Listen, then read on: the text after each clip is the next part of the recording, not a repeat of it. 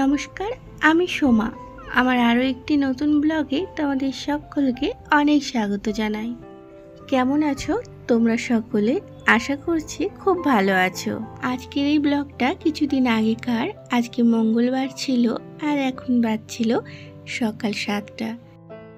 সকালবেলায় অর্ধেকগুলো বাসি কাজ হয়ে গেছে আর অর্ধেকগুলো বাকি থেকে গেছে, আর এই তো বাকি থাকা কাজগুলোও করে নিচ্ছি।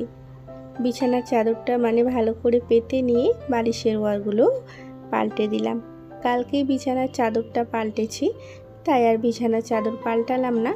আর এই চাদরে ওই দাগটা দেখছো, ওই দাগটা খুব বিশ্রীভাবে এই চাদরটায় লেগে গেছে। চাদরটা বেশি দিনের না, নতুনই, কিন্তু ওই দাগটা লাগতে চাদরটা খারাপ হয়ে গেল।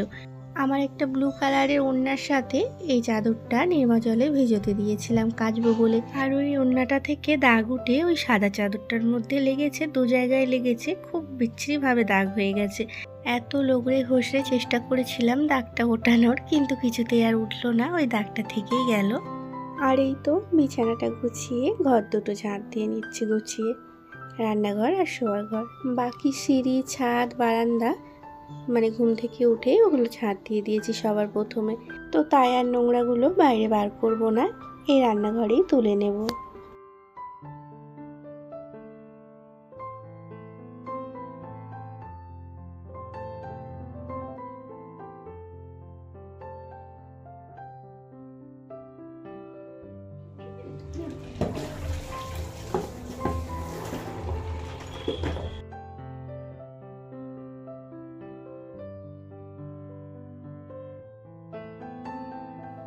আর এই তো এবার ঘরগুলো মুছে নেব।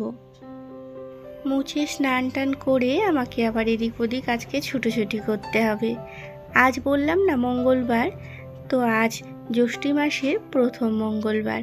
তো আজকের দিন থেকে আরম্ভ হয় জ্যৈষ্ঠী মাসের জয় মঙ্গলবার ব্রত। তো আমিও সামনের বছর থেকে এই ব্রতটা পালন করা শুরু করেছি।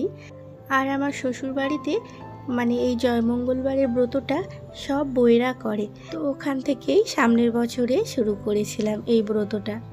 আর দুঃখের বিষয়, এবারে গরমের ছুটিতে আর যাওয়া হলো না গ্রামে। প্রতি বছর না হলে সোনাদের গরমের ছুটিতে আমি এই সময় গ্রামেই থাকি। তো তাই ভাবলাম শুরু করি, প্রতি বছরই যখন এই সময় থাকছি, তো তাহলে প্রতি বছরই আমার ব্রতটা এখানে পালন করা হয়ে যাবে। কিন্তু সেটা হলো না, এবছর একটু প্রবলেমের কারণে আর গ্রামে যাওয়া হলো না। আর এই তো ঘরের কাজগুলো গুছিয়ে নিয়ে স্নান টান করে এই যে পুজোর জোগাড় করছি। স্নান টান করে যে পুজোর জোগাড় করছি এটা বলা ভুল। স্নান করে আমাকে যে কতটা দৌড়ঝাঁপ করতে হলো আমিই জানি। এই পুজোর আমার আগের দিন কিচ্ছু জোগাড় ছিল না, তো তাই একটু বেশি দৌড়ঝাঁপ হয়ে গেল। এখন আমি জব ছাড়াচ্ছি, জব আর আলো ধান থেকে 17টা করে আলো চাল বার করছি। কারণ এখানে আলো চালটা কিনতে পাওয়া যায় না, এক সেদ্ধ পাওয়া যায়, আলুটা পাওয়া যায় না সম্পূর্ণ। তো তাই ধান ছিল ঘরে, ওই ধান থেকেই একটা একটা করে খুঁটে খুঁটে চাল বার করে নিচ্ছি। আলু ধানের সাথে জবগুলোও একটু ছাড়িয়ে নিলাম। তারপরে 17টা করে 2 জায়গায় দুব্বো ঘাস বেছে গুনে রাখলাম। এই সমস্ত করতে করতেই আমার 12টা বেজে গেল। কখন পুজো দেব আমি নিজেই জানি না। বললাম না কিচ্ছু জোগাড় ছিল না আগের দিন। স্নান টান করে অনেকটা দূরে একটা বেল গাছ আছে, তো সেই বেল গাছ থেকে বেলপাতা পেরে নিয়ে এলাম। তারপরে বাজারে গেলাম, ফল ফুল মিষ্টি এই সমস্ত কিনে নিয়ে এসে ঘরে এলাম। কারণ আজকে যে মঙ্গলবার একটুও আমার খেয়াল ছিল না যে আজকে জ্যৈষ্ঠী মাসের প্রথম মঙ্গলবার। 5 দিন 1 সপ্তাহ আগেও ভেবেছিলাম যে সামনে জয় মঙ্গলবার আসছে, মনে মনে ভাবতাম, কিন্তু তারপরে কিভাবে মাথা থেকে বেরিয়ে গেছে যে আজকে মঙ্গলবার।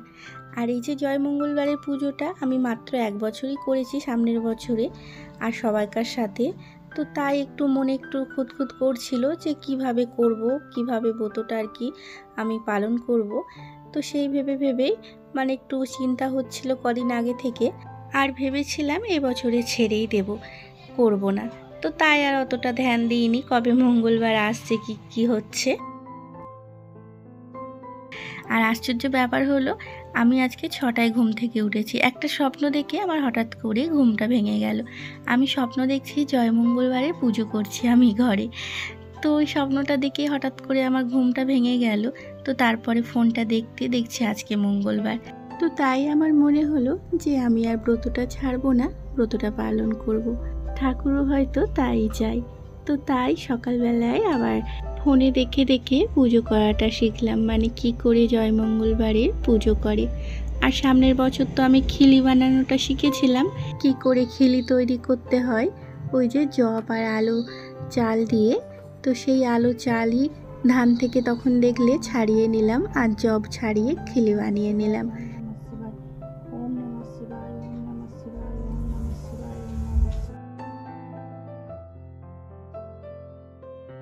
আর এই তো মা মঙ্গলচণ্ডীর পুজো করার আগে আমি আমার ঘরের নিত্য পুজোটাও সেরে নিচ্ছি।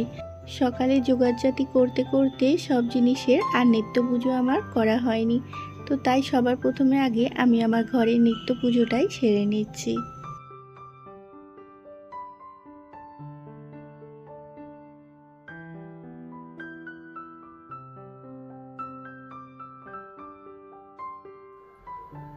এই জ্যৈষ্ঠ মাসের মঙ্গলবারে মঙ্গলচণ্ডীর মানে ব্রতটা অনেকে আবার 4টে মঙ্গলবারই করে, আবার অনেকে প্রথমেরটা আর লাস্টেরটা করে।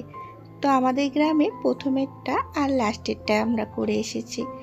তো সেই মতন আমি আজকে করব, আর সেই লাস্ট মঙ্গলবারে করব। এই ব্রতটার কিন্তু নানান জায়গায় নানান রকম আর কি নিয়ম, এক এক জায়গায় এক এক রকম নিয়ম।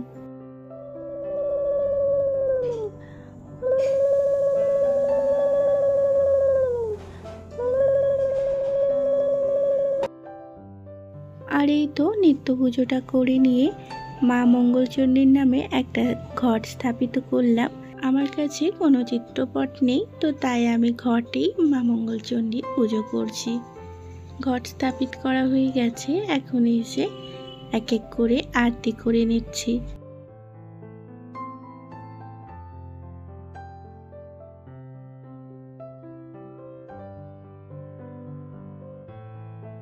এই পুজোর তো কোনো মন্ত্র আমি জানি না, তো তাই ফোনে দেখে মানে পুষ্পাঞ্জলি মন্ত্রটা বলে আমি পুষ্পাঞ্জলি দিয়েছি 3 বার। আর ফোন দেখে এই পুজোর বোধকথাটাও পড়েছি। তো দিয়ে আমি পুজোটা সম্পূর্ণ করেছি। যেহেতু এই প্রথমবার এই পুজোটা করছি ঘরে একা, তো তাই আর সম্পূর্ণটা তোমাদের সাথে শেয়ার করলাম না।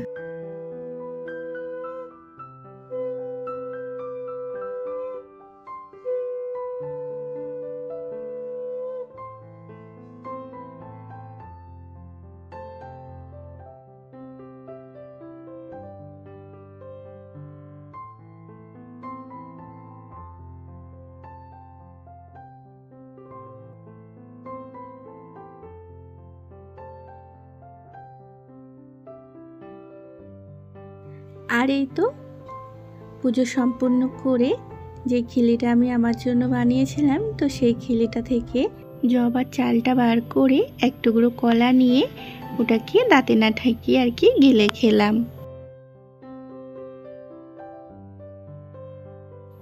এই পুজোতে আবার মানে চিড়ে মুরগি ফলার করতে হয়। তো এখানে মুরগি আর কোথায় পাবো, চিড়ে আর ওই কলার সাথে অল্প একটু মেখে খেলাম। চিড়ে এমনিতেই ভালো লাগে না, ওইভাবে মেখে খেতে নিয়মটা পালন করতে অল্প একটু খেলাম।